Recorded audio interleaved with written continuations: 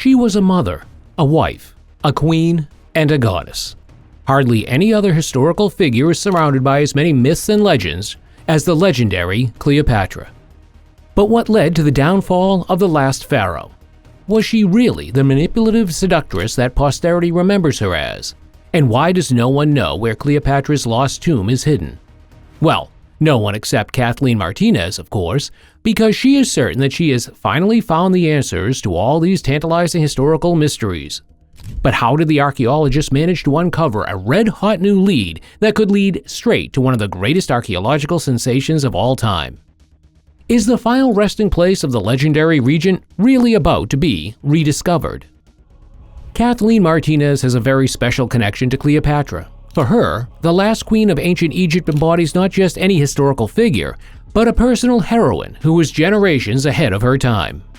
Born in 69 BC as the scion of the ancient Macedonian noble family, Martinez sees Cleopatra as a cultural politician who spoke 9 languages, and whose legacy has been completely unjustly denigrated. According to Martinez, Roman propaganda did practically everything in its power to portray the once influential ruler as a nefarious prostitute who obtained her position by wrapping the most powerful men of her time around her finger. It is disputed that Cleopatra had relationships with Julius Caesar and Mark Antony, and even had children with them.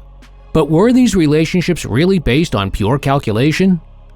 What is certain is that the discovery of Cleopatra's lost tomb could help significantly in reconciling the contemporary records of the victorious Romans with historical reality, and also in cracking the mystery surrounding the pharaoh's mysterious death.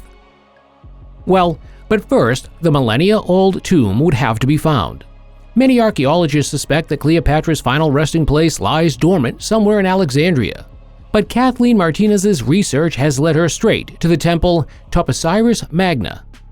The archaeologist from the Dominican Republic first heard about Cleopatra as a teenager, and after a successful career as a lawyer, she has now devoted herself entirely to the search for the lost queen.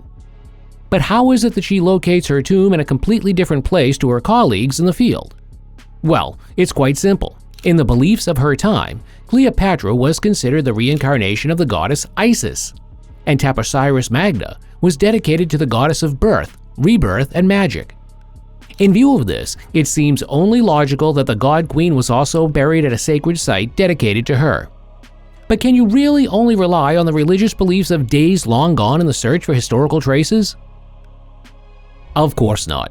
In fact, a number of archaeological artifacts have already been found in Toposiris Magna that support the exciting tomb theory.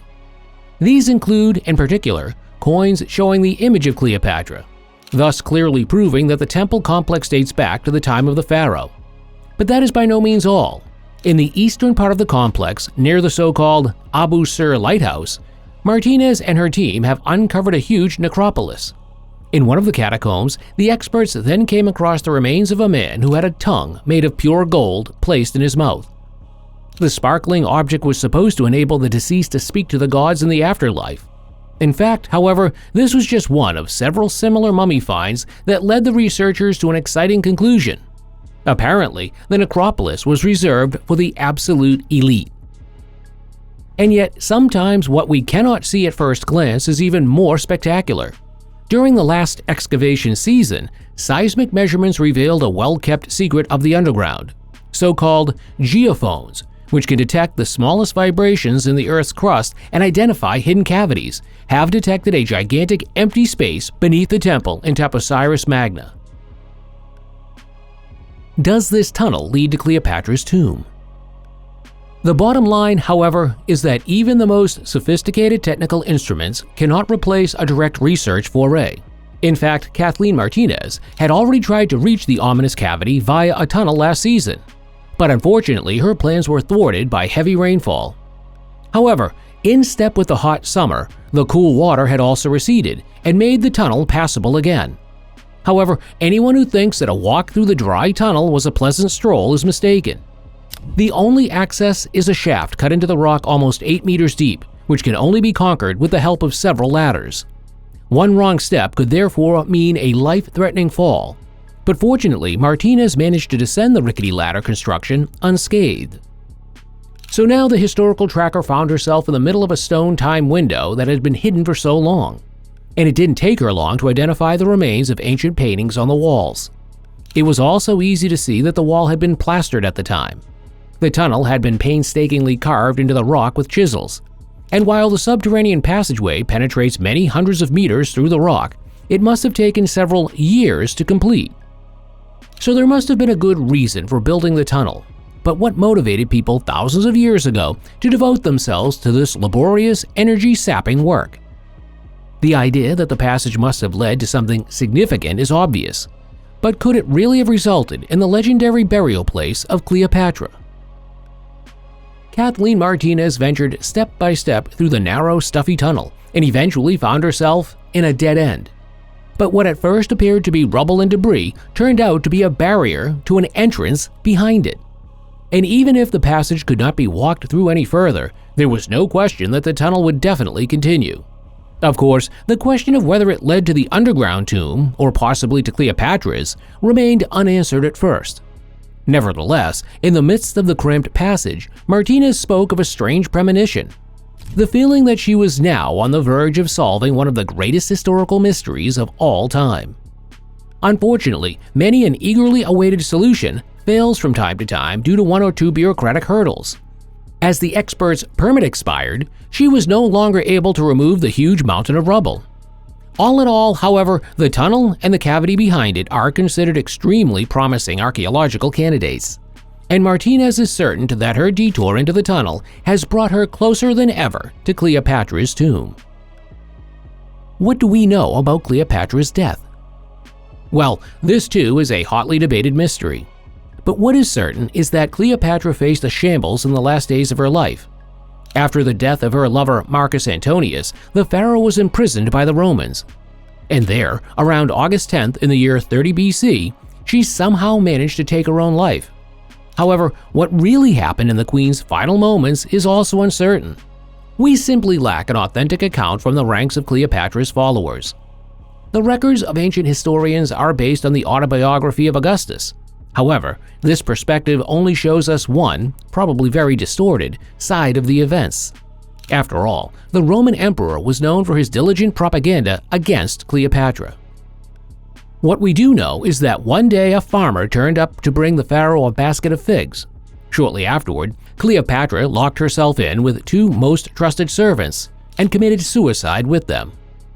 Against this background, it is therefore reasonable to conclude that the basket of figs contained something that made the collective suicide possible in the first place.